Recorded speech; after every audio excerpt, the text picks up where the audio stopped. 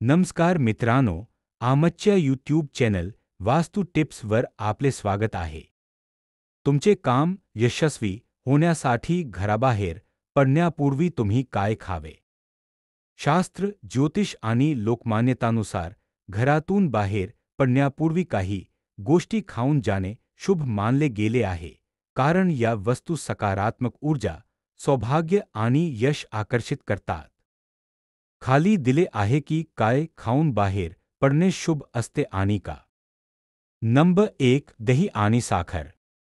सर्वात प्रसिद्ध आणि शुभ संयोजन.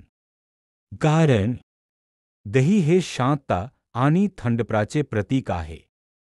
साखर गोडवा आणि यशाचे प्रतीक आहे. दोन्ही मिळून मन, शांती आणि कार्यात यश प्रदान करतात. परीक्षा, मुलाखत किंवा कोणतेही नवीन काम सुरू करताना दही साखर खाणे अत्यंत शुभ मानले जाते. नंबर 2. तुळशीचे पान.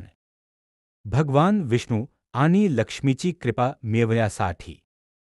कारण तुळस ही पवित्रता आणि शुभतेचे प्रतीक आहे.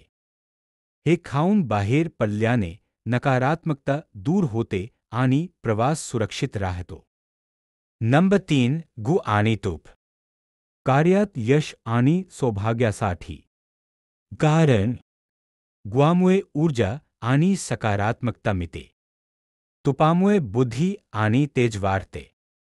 हे संयोजन विशेषतः व्यापाऱ्यांसाठी आणि नवीन काम सुरू करणाऱ्यांसाठी अत्यंत शुभ आहे. नंबर 4.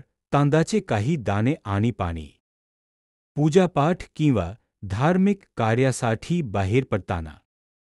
कारण हे समृद्धी आणि शुद्धतेचे प्रतीक आहे. यामुळे प्रवासात कोणतीही अडचण येत नाही. नंबर 5. कोणतीही गोड वस्तू जसे मिश्री, लाडू किंवा केन.